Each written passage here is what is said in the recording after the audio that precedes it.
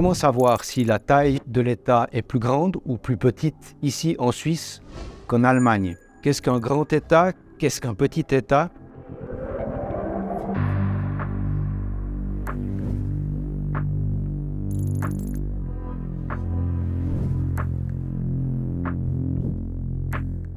Plus d'État, moins d'État. Deux slogans, souvent brandis par des cercles issus de bords différents. Ces slogans surannés sont évidemment fondés sur des partis pris idéologiques. Mais au fait, que veut dire plus, que veut dire moins? Qu'est-ce qu'un grand État? Qu'est-ce qu'un petit État? Fin 2021, alors que la pandémie de la Covid-19 n'en finissait pas, The Economist, le réputé magazine, titrait en couverture « The Triumph of Big Government », le triomphe de la grosse machine gouvernementale. Comment peut-on dire qu'une machine gouvernementale est grosse? Comment mesurer la taille de l'État? Comment évaluer son degré d'intervention dans la société? Comment savoir si l'État intervient davantage dans nos vies aujourd'hui qu'hier? Comment savoir si la taille de l'État est plus grande ou plus petite ici en Suisse qu'en Allemagne ou en France par exemple? On peut imaginer mesurer physiquement la taille de l'État, par exemple en comptant le nombre de ses bâtiments ou sur la base du nombre de collaboratrices et de collaborateurs employés. Plus communément, on se fonde sur les dépenses de l'État. C'est ce sur quoi se basent les comparaisons internationales.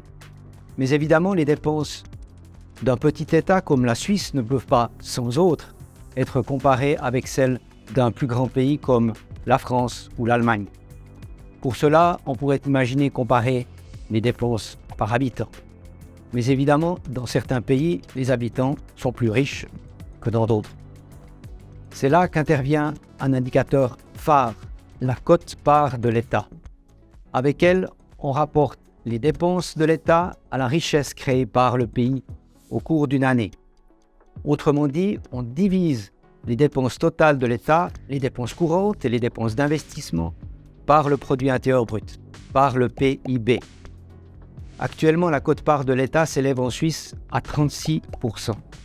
Cela signifie que les dépenses de toutes les administrations publiques, confédérations, cantons, communes et assurances sociales représentent l'équivalent de 36% de la richesse créée annuellement en Suisse. Sur cette base, on peut dire qu'en Suisse, la taille de l'État est l'une des plus faibles des pays membres de l'OCDE, l'Organisation de coopération et de développement économique. Plus faible qu'en France, où la quote-part se monte à 63% en 2020, en pleine crise de la Covid-19. Plus faible qu'en Allemagne, où elle s'élève à 52%, et même plus faible aux États-Unis d'Amérique, 47%. Historiquement, l'État n'a cessé de gagner en importance. Elle dispose d'une série chronologique plus longue pour les pays de l'OCDE que pour la Suisse. Regardez ce qu'elle traduit. L'effort de guerre a logiquement accru la taille de l'État entre 1914 et 1918, puis entre 1939 et 1945. Ensuite, entre 1950 et 1980, une phase fortement haussière intervient, en lien notamment avec la construction de l'État social, également en Suisse. Dès 1980, on note une phase de stabilisation. La cause en est la remise en question du rôle et du fonctionnement de l'État par le mouvement que l'on a appelé la nouvelle gestion publique. Les dépenses liées d'abord à la lutte contre la crise économique et financière de 2008-2009, puis à la lutte contre la pandémie du coronavirus, sonnent brutalement la fin de cette phase de stabilisation.